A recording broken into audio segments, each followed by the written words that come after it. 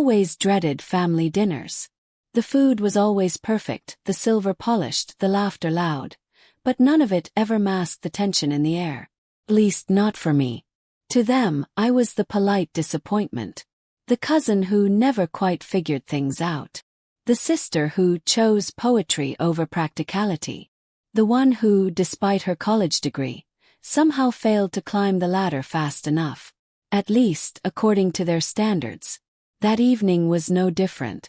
I was seated at the far end of the table, like always, wedged between a plant and a cousin who hadn't spoken to me since high school. My brother had just finished explaining how his company sent him to Singapore for a conference. My sister-in-law laughed a little too hard at a joke I didn't hear. No one asked me how I was doing. They never did. Smiled. Ate my salad slowly. Let them talk over me. Round me. Through me. Then, in the middle of my brother bragging about his new Tesla, it happened. Grandma set her fork down gently and looked at me. Her eyes were soft, curious, and warm in a way I hadn't felt in months. And then she asked in that sweet, innocent voice, "Is the $2,000 I send you monthly enough, dear?" Silence. Fork stopped midair. Glasses froze inches from lips. My sister nearly choked on her wine. And I just blinked, my brain trying to catch up with what had just been said out loud. I could feel it ripple down the table, the slow, crawling realization. Grandma sends me money. $2,000. Every month. Mouths parted slightly. Heads tilted. Someone actually dropped their spoon. I saw it hit them, not just the words but what they meant. Because to them I was the struggling one. The underachiever. The one they pitied. But that single question from Grandma cracked something open, and I knew, right then, that the narrative was about to change. This was the moment. Not just of surprise, but of reckoning. They thought they knew my story. They didn't even know the first chapter. I don't think I was ever really seen in my family. Not for who I actually was. I was measured, ranked, and compared. But never understood. My older brother, Daniel, was the golden boy. Straight A's, varsity sports, full ride to a top-tier business school. My younger sister, Elise, followed in his footsteps.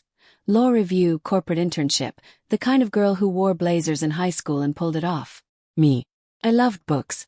I was the girl who stayed up late under the covers rereading Jane Eyre and scribbling poems into the margins of my notebook. I devoured stories, built imaginary worlds in my head, and dreamed of becoming a teacher or maybe starting a creative school of my own one day. Not exactly resume material in my parents' eyes. Every time I brought up my interests, I'd get the same reaction. My mother would sigh dramatically, like I'd disappointed her by existing. My father would laugh. "That's cute, Ava. But let's be real. How do you expect to pay rent with fairy tales?" Once, I brought home a short story I wrote that won a regional competition. My English teacher had entered it without telling me. When I handed my parents the certificate, they looked at it like it was a participation ribbon. "That's nice," Dad said, barely glancing. "But how about focusing on something practical?" Elise just got into the AP pre-law program. I learned to stop showing them things. They didn't mean to be cruel, I told myself. They just didn't understand me. Or maybe they just didn't want to. Either way, I slowly disappeared into the background. Quiet one. The dreamer. The soft child they loved less for who I was and more for how I made them look. The only person who never made me feel like I had to perform was Grandma Evelyn. She lived in a small guest house behind our main home for years, mostly ignored by my parents except on holidays. But I loved her little cottage. It smelled like cinnamon and old books, and she always had a jar of hard candy and a soft chair waiting for me. I'd read aloud to her when her eyesight began to fade, and she'd hum along when I played music on my phone. She listened to my stories, not just the ones I wrote but the ones I carried inside me. "You feel a lot," she told me once, tucking a curl behind my ear. "That's not a weakness. It's your power. One day they'll see that." She never raised her voice, never interfered. But she saw me. Every quiet strength I tried to hide, she acknowledged with grace. Where others saw failure, she saw resilience. Where they mocked, she affirmed. And slowly, her quiet presence became the safe place I clung to as the rest of the world told me I wasn't enough. Years passed, and the gaps between me and the rest of the family widened. Elise got her first job in corporate law. Daniel bought a condo with his bonus. Meanwhile, I was tutoring kids in English, working part-time at a bookstore, and writing stories no one would publish. But every time I wanted to quit, Grandma would remind me, "Not all success is loud, sweetheart. Some of it grows in silence, right under their noses." She wasn't wrong.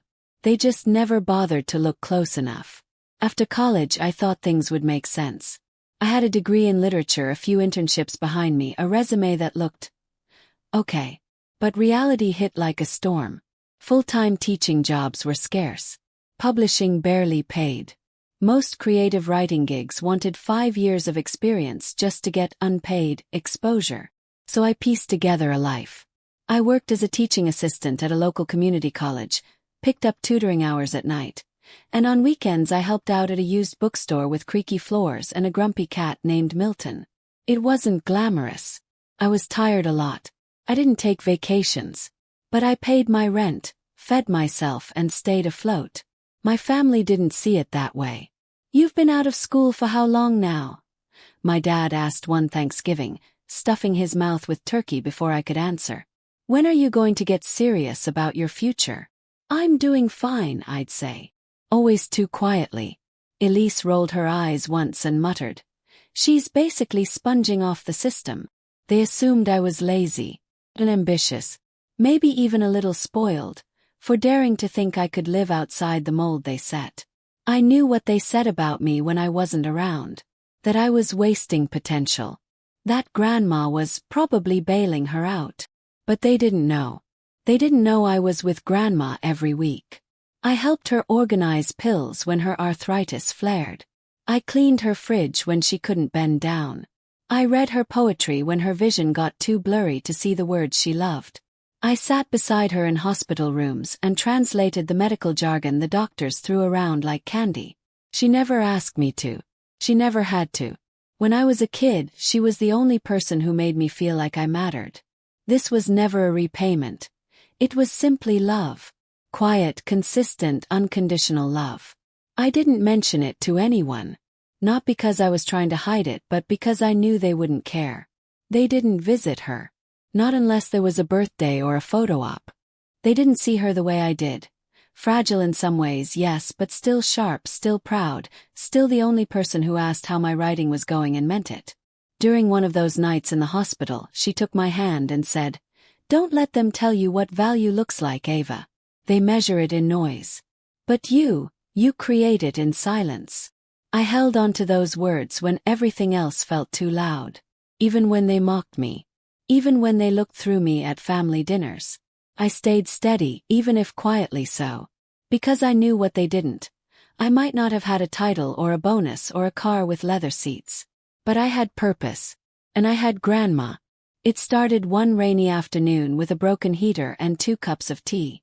I had come by with an old space heater in the back of my car and a bag of almond cookies from the corner bakery she liked. She called me a lifesaver, but I brushed it off. That afternoon something shifted. Grandma sat quietly, holding her tea with both hands. She stared out the window for a while before saying, "Did I ever tell you I was supposed to marry someone else before your grandfather?" And blinked. "No, you didn't." And so the stories began. Little by little, she let me in. Not just the polished anecdotes she told at family gatherings, but the raw human truths she'd held inside for decades. She talked about being pressured to marry for security.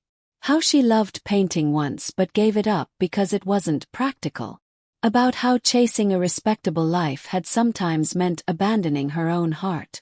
"I wanted to be the perfect daughter," she said once, tracing the rim of her teacup. "So I made the choices they approved of, not the ones I dreamed of." I nodded, quietly stunned. Our lives were generations apart, yet the pressure felt eerily similar. We talked for hours those evenings. About art, regret, books, rebellion. We laughed. We cried. Felt like peeling back layers of both of us. She didn't just become my confidant. She became my mirror. She began slipping me small envelopes after those visits. Just to help with rent, she'd say. At first I resisted. Grandma, I can't. She waved her hand with that no-nonsense look she had. You can and you will.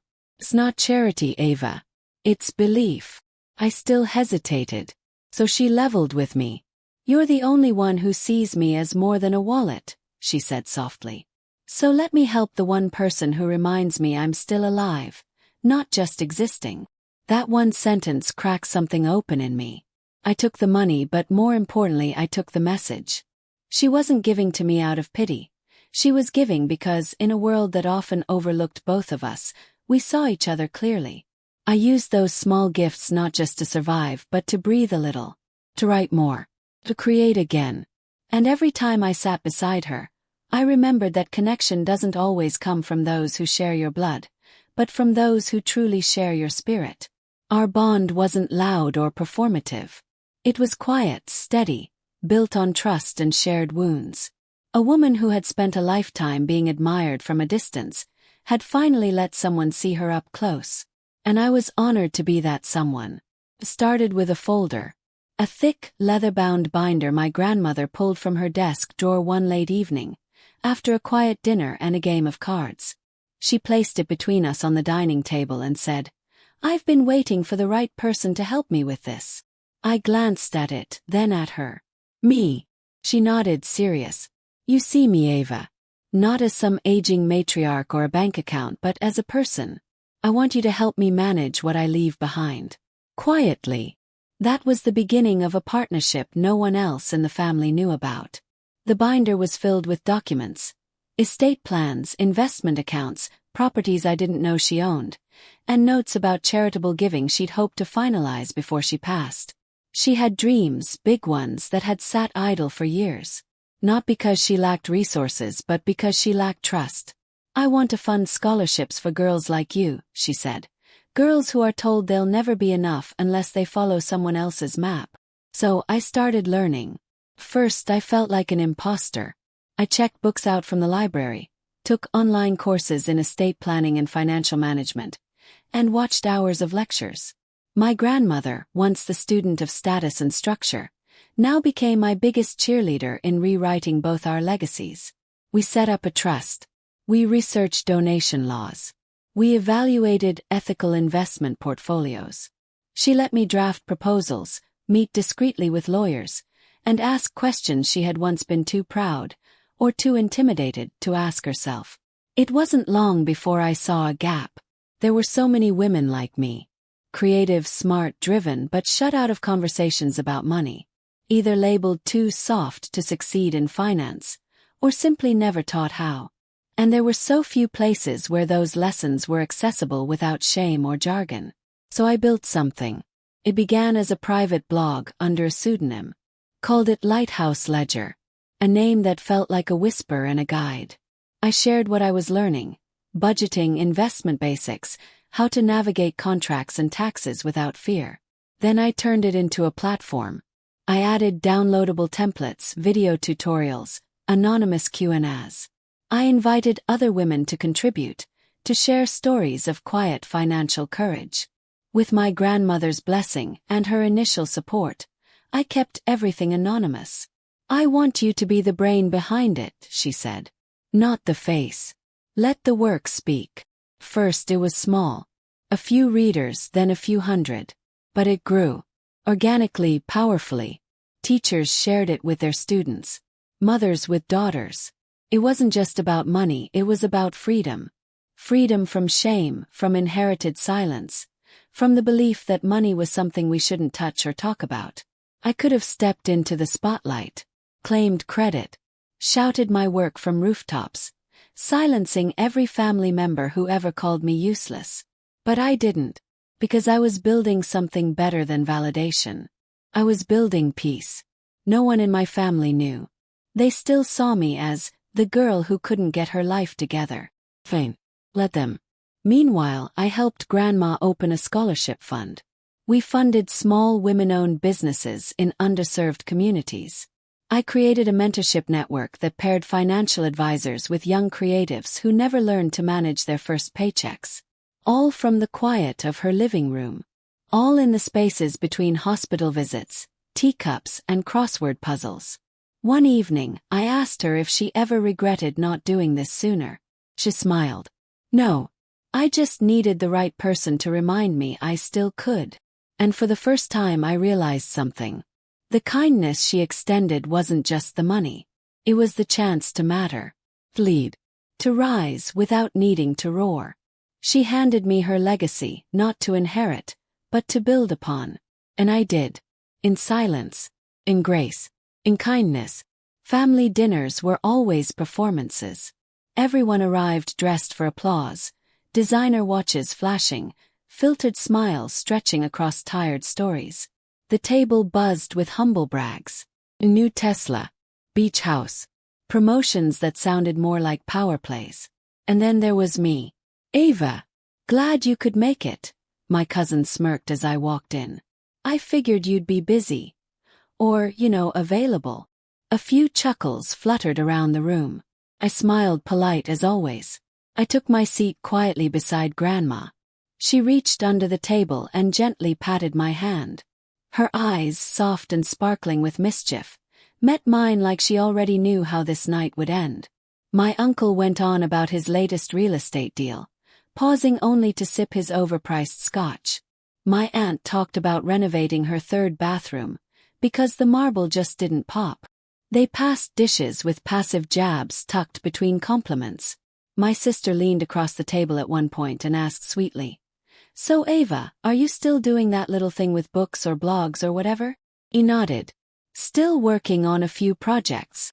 "That's cute," she said, turning back to her wine glass. "It's good to have hobbies." Kept smiling. Grandma, still silent, was watching them all like she was at the theater. But she wasn't angry. She wasn't even disappointed. She looked ready. It was strange, really. I used to come to these dinners bracing for impact, rehearsing answers, biting my tongue until my jaw ached. But that night, something in me had settled. A kind of calm that comes when you already know how the story ends. Let them talk. Let them measure success by square footage and title upgrades. They didn't know I'd spent the last 2 years building something bigger than any of them could imagine. They didn't know Grandma had already passed the baton to me, and that my hobby was quietly changing lives. They didn't know this was the last dinner where I'd play small. And I think Grandma knew that too. As dessert was served, she leaned over and whispered, "I hope you're ready." I looked at her, eyebrows raised. She smiled. "Tomorrow's going to be delicious." Dinner was nearly over. The wine glasses were drained, the plates pushed away with lazy forks still circling half-eaten pie. Laughter had settled into smug silence, the kind that lingers when everyone believes they've won some invisible competition. That's when Grandma set her fork down gently. Just a quiet clink on china. Her voice came steady and calm, but somehow it sliced through the room like a knife through lace. "So, Ava," she said, turning to me with that familiar twinkle in her eye, "is the $2,000 I send you each month still enough?" Silence. You could have heard the flicker of a candle. Every eye at the table snapped toward me. My sister's glass froze midair. My cousin's mouth hung slightly open. My uncle's brow furrowed like he'd just misread the terms of a contract. "Wait, what?" my aunt asked, blinking rapidly. $2,000. Monthly, my sister added, voice tight. "She's been giving you money." I sat up straighter, but my heart was weirdly calm. Maybe because I knew this was coming. Maybe because I'd finally stopped needing their approval. "Yes," I said. "It's more than enough." But honestly, it was never about the money. A confused scoff came from the far end of the table. Then what was it about? Grandma didn't wait for me to answer. She dabbed her lips with a linen napkin, then turned to the room like she'd been waiting her whole life to say this. She didn't need money, Grandma said. She needed belief. And I gave her mine. You could feel the shift in the air. She came to visit me when none of you did. When I was recovering from surgery, when I could barely walk, she was there reading to me, bringing groceries, talking to me like I was a person, not just a bank account. Her gaze moved around the room, no longer soft but piercing. And while you were out climbing corporate ladders and Instagramming brunches, Ava was managing my estate, helping organize my donations, building a platform that supports women like me, like her, who were told they'd never be enough. I watched as jaws tightened, expressions turned from confusion to something else, something sour. "She's not just my granddaughter," Grandma said, lifting her chin proudly. "She's my partner. She's created an outreach program with my name on it. She built a platform that now reaches thousands. She taught me what legacy really means." No one spoke. They couldn't. All the years they spent calling me aimless, lazy, or a burden. And suddenly I wasn't the girl struggling to find her place. I was the woman who had built one. "I didn't tell anyone," I added softly, "because I didn't want applause. I just wanted to do the work. And I wanted to do it with someone who believed I could." Grandma reached over and took my hand. "You did more than I ever imagined," she said. "And tonight, I want the rest of the family to know who you really are." They looked at me differently now. Some with shame. Some with envy. Some still trying to process the gap between who they thought I was and who I had become. And I just sat there, no longer shrinking, no longer apologizing. 'Cause for the first time they saw me. Not the version of me they mocked or dismissed, but the woman their mother trusted to carry her legacy. The days after that dinner were a strange blur. Some cousins sent carefully worded messages. "I had no idea you were working on something so meaningful. You've really come a long way, Ava. Proud of you, wish you'd told us sooner." But I could feel the undercurrent in every line. It wasn't pride. It was confusion wrapped in civility, curiosity disguised as concern. Even my sister, who once laughed about my little gigs, sent a voice note that began with a chuckle and ended with a forced, "I mean, we all take different paths, right? Yours just surprised us. But good for you." I didn't respond. Not out of pettiness. Not out of revenge. Just peace. Because here's what I realized. I didn't need their praise to feel proud. I didn't need their guilt to feel justified. I had already spent years pouring myself into work that mattered. To me, to Grandma, and to the people we quietly served. There was no need to gloat, no speech I felt like delivering, no "I told you so" resting on my tongue. Instead, I kept my focus on the community platform I'd built, on the young women we mentored, on the stories we published and the lives we impacted. I kept visiting Grandma, who was now the quiet star of a growing legacy. Her name appearing on a foundation that she never expected, but now wore like a crown. "I think I was waiting for the applause," I told her once as we sat on her porch, watching the sunset. But when it finally came, it didn't matter anymore. She smiled. "That's how you know it's real. People often think power is in the moment you're proven right. But I think it's in the years when no one's looking, when you're showing up, doing the work, choosing kindness without a stage or spotlight." That dinner was a turning point. But the real transformation had happened long before. In the quiet mornings spent editing stories. In the grocery runs during Grandma's recovery. In every ignored text, every eye roll I met with a steady breath instead of a shout. Loud validation might feel good for a moment. But quiet consistency, that builds a life. So I let the texts go unanswered. I let the apologies float into silence. And I walked forward, light, steady, and finally seen. The floors still smell like fresh paint. Grandma and I walk slowly down the hallway of the new Women's Center. Her hand rests lightly on my arm, not for support, just for connection. She likes the feel of being part of something she helped build. Do I? The sun pours through wide windows as girls laugh in a classroom nearby. It's a workshop I designed, teaching storytelling, financial literacy, and how to speak with a voice no one can ignore. They're just teenagers, but I see fire in them. Fire I used to keep buried. One of the girls runs up and hugs me. "Miss Ava, can I show you my writing?" Smile heart full. "I'd love nothing more." After she darts away, Grandma nudges me, her eyes bright. "You remember what they used to say about you?" I nod. That I was directionless, lazy, that I didn't understand the real world. It chuckles. Funny how the real world is full of people learning from you now. I didn't get here because I chased revenge. I got here because I kept choosing what felt true, even when no one clapped for it. Especially then. My family still doesn't know the full scope of what I've built, and I don't think they need to. This legacy wasn't built to prove them wrong. It was built to make something right. I glance at Grandma, proud and radiant in her own right. She'd spent her whole life being generous in silence. Now, together we were giving forward out loud. I used to think I needed them to cheer me on, I say, more to myself than her. But I became my own advocate. She squeezes my hand. And now you teach others to do the same. We pause at the front of the building. A plaque reads, "The Wells Center for Women's Voice and Vision." Founded by Ava Wells and Eleanor Wells. For every girl who thought she wasn't enough. I look out over the neighborhood, the sky soft with dusk. They looked down on me, until the moment they looked up and realized I never needed to be saved. I just needed to be seen. For more real stories with savage payback, don't forget to like, subscribe and turn on notifications.